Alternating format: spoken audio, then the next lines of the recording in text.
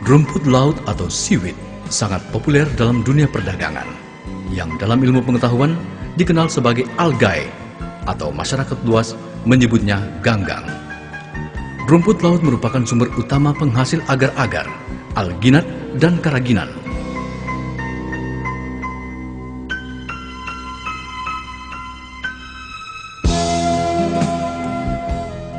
Dua jenis rumput laut yang merupakan komoditas utama budidaya di Indonesia, yakni Gracilaria di tambak dan Capapicus di laut.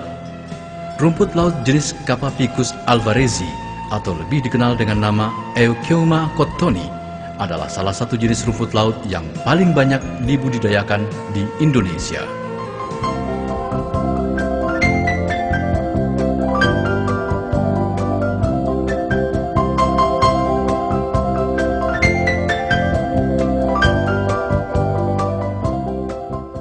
Potensi lahan pengembangan rumput laut khususnya K. alvarezi di Indonesia sekitar 1.110.900 hektar dengan produksi 167.973 matriks ton per tahun, di mana luas efektif lahan yang dapat dimanfaatkan untuk usaha budidaya sekitar 20% dari luas potensi lahan. Sulawesi Selatan yang merupakan salah satu provinsi sentra produksi rumput laut memiliki potensi budidaya sekitar 26.500 hektar dengan produksi dapat mencapai 78.653 matriks ton per tahun.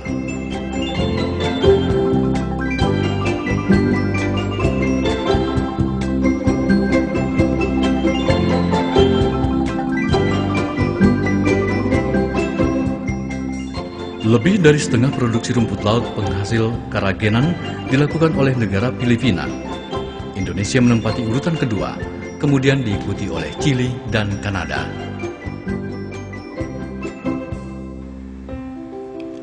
Pada umumnya, petani rumput laut mengenal dua kelompok warna K. alvarezi, yakni warna coklat dan hijau.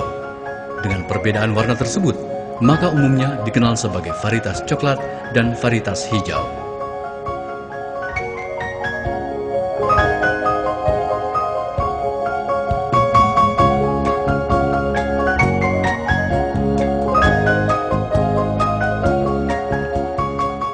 Budidaya rumput laut dapat dilakukan oleh pengusaha, akan tetapi umumnya dilakukan oleh perorangan atau keluarga. Oleh karena itu, budidaya rumput laut dapat dikategorikan sebagai usaha rumah tangga. Semua anggota keluarga dapat terlibat dalam usaha budidaya rumput laut, baik dalam hal pemasangan tali utama di laut, penyiapan pemberat, pelampung, tali rentang, pengikatan bibit, pemanenan, penjemuran, dan pemasarannya.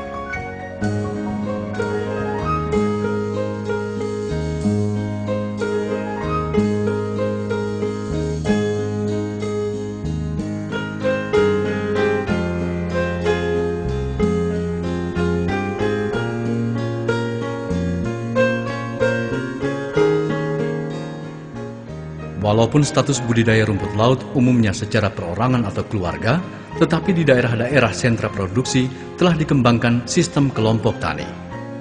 Satu kelompok tani umumnya beranggotakan 15 hingga 20 keluarga. Kelompok tani tersebut diharapkan dapat memberikan manfaat dalam memfasilitasi anggota dalam mendapatkan permodalan, penyaluran hasil panen, dan teknis budidaya.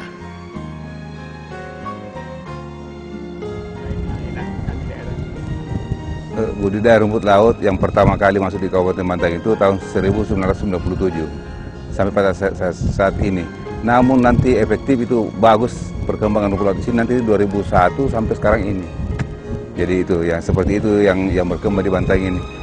Cuma satu masalah ini masalah bibit yang sampai sekarang yang sejak dari awal ini dari 97 itu sampai sekarang masih itu saja yang dikembangkan. Ini kita harapan bagaimana mungkin bisa dari pemerintah untuk membantu masyarakat di wilayah pesisir ini untuk pengadaan bibit itu. Kelompok kami dari Pantai Selatan Kabupaten Bantaeng ini harapan yang pertama itu tentunya kita menunggu bagaimana caranya bisa mendapatkan bantuan modal usaha. Ya, seperti itu. Karena masyarakat yang di wilayah pesisir ini khususnya Pantai Selatan ini sangat mengharapkan seperti itu, Pak. Ya, jadi manfaat daripada kelompok tani ini, Pak, yang selama kita bina ini itu sangat besar sekali. sangat dan sudah sudah terlihat kepada masing-masing anggota kelompok itu masalah tingkat ekonominya itu yang pertama yang paling sangat kental sekarang ini saat ini, Pak. Ya, aktivitas yang kita lakukan di sini itu sangat banyak, Pak. Setiap saat hampir boleh kata setiap hari itu kita ada aktivitas di sini. Apa saja, membuat saja pagar yang jemuran dan para ini kita itu harus betul-betul gotong royong dalam satu kelompok itu. Jadi itu prosesnya agak cepat. Kemudian dalam pengisian karung dalam pasir itu tetap kita satu kelompok itu menyatu semua. Jadi itu semua proses itu agak cepat. Karena itu aktivitas itu tidak pernah kita kerja sendiri-sendiri. Itu secara gotong royong, kerjasama kelompok. Itu yang kita lakukan. Pengembangan budidaya rumput laut melalui sistem kemitraan merupakan salah satu alternatif yang dapat digunakan. Dengan kemitraan, kerjasama antara usaha kecil dengan usaha menengah atau dengan usaha besar disertai pembinaan dan pengembangan yang berkelanjutan dapat terlaksana dengan prinsip saling memerlukan, saling memperkuat, dan saling menguntungkan.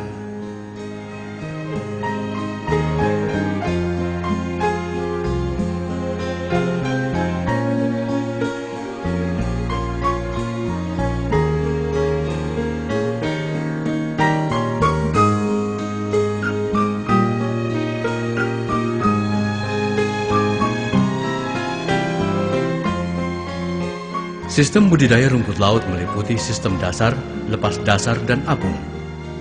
Sistem apung meliputi sistem rakit dan tali rentang permukaan. Sistem tali rentang permukaan atau disebut juga sebagai metode long line paling banyak digunakan dalam dekade terakhir dengan pertimbangan lebih praktis dan sederhana dalam aplikasinya.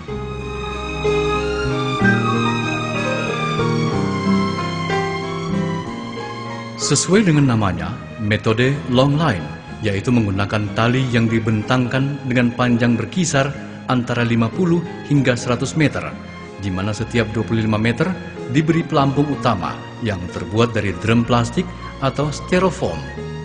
Setiap 5 meter diberi pelampung pembantu berupa botol aqua atau potongan styrofoam yang berfungsi untuk menggerakkan tanaman.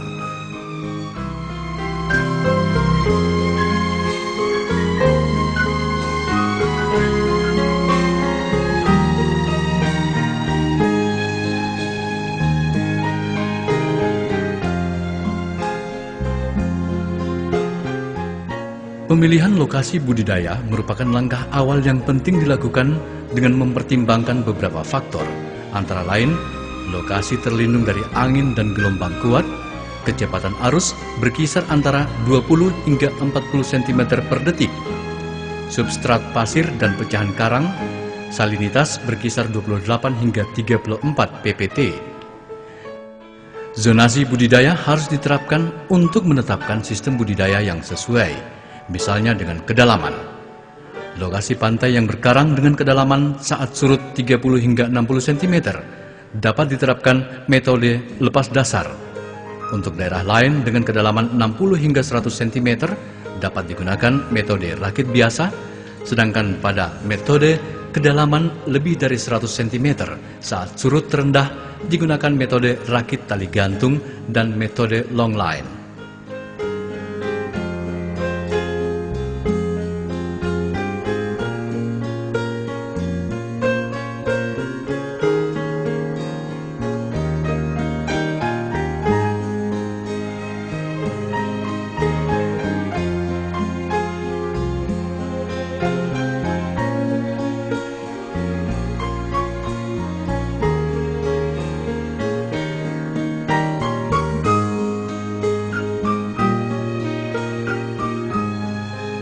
Setelah didapatkan lokasi yang tepat, langkah selanjutnya adalah persiapan wadah berdasarkan sistem budidaya yang akan digunakan. Pada sistem long line, persiapan yang dilakukan adalah tali utama yang terbuat dari tali polietilen ukuran nomor 8, tali rentang dari tali polietilen ukuran nomor 5, pemberat dapat dibuat dari jangkar atau karung yang berisi pasir, dan pelampung dari bola pelampung, drum, atau botol aqua.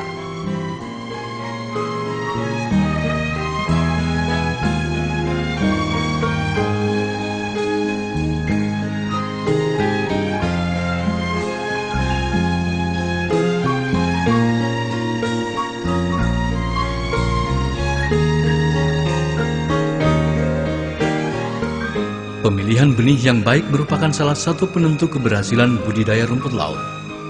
Benih yang baik dicirikan dengan percabangan banyak dan rimbun, tidak terdapat bercak dan terkelupas, warna cerah, dan umur tanaman sekitar 25 hingga 35 hari.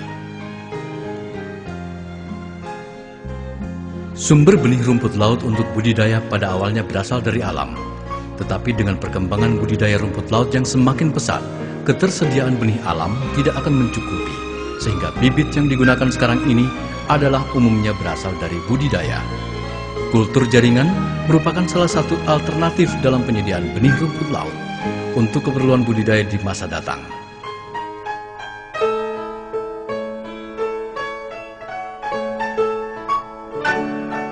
Penyediaan benih hasil kultur jaringan telah dirintis oleh Balai Riset Perikanan Budidaya Air Payau. Upaya ini dilakukan dengan harapan produksi bibit rumput laut dapat dilakukan setiap saat di laboratorium dan tidak tergantung pada musim.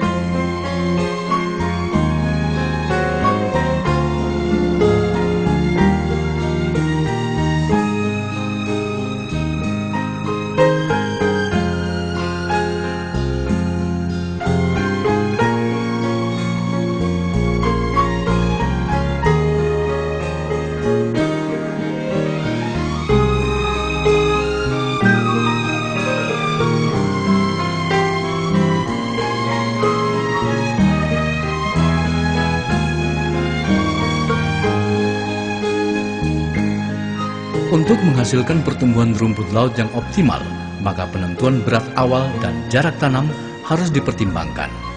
Berat awal rumput laut yang baik adalah berkisar antara 50 hingga 100 gram, sedangkan jarak tanam antara 20 hingga 25 cm.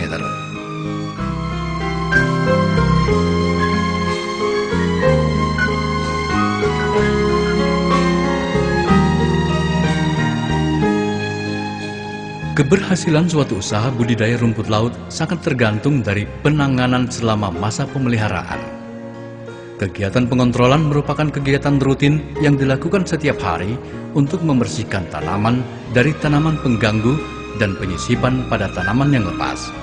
Selain itu, kontrol juga dilakukan pada tali, pelampung utama, dan pembantu, serta sarana lainnya.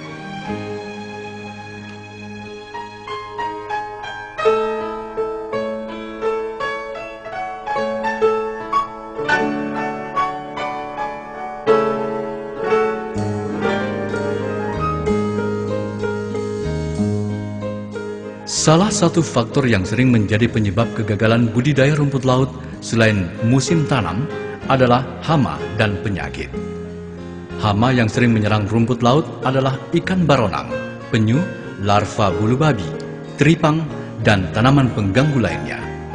Sedangkan penyakit yang sering muncul pada budidaya rumput laut adalah penyakit bakterial, jamur, dan ice. Ice merupakan penyakit yang paling banyak menyerang rumput laut K. alvarezi yang ditandai dengan timbulnya bintik bercak putih pada sebagian talus, yang lama-kelamaan kehilangan warna dan berangsur-angsur menjadi putih dan akhirnya terputus.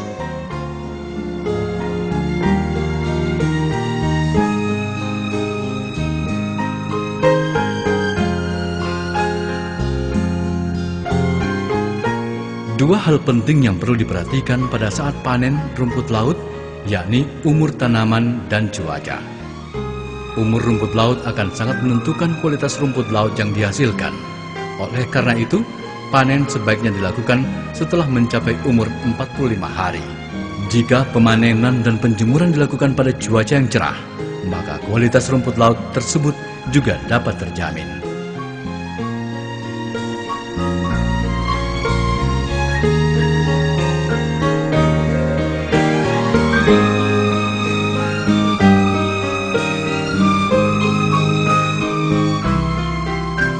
Kualitas hasil produksi budidaya juga ditentukan oleh cara penanganan pasca panen.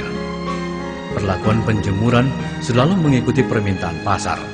Ada yang cukup dijemur langsung, ada yang sebelum dijemur terlebih dahulu dicuci dengan air tawar. Bahkan ada yang dijemur setelah difermentasi. Penjemuran yang langsung dikeringkan merupakan permintaan yang paling banyak diminati pasar. Proses tersebut memakan waktu sekitar 2 hingga 4 hari.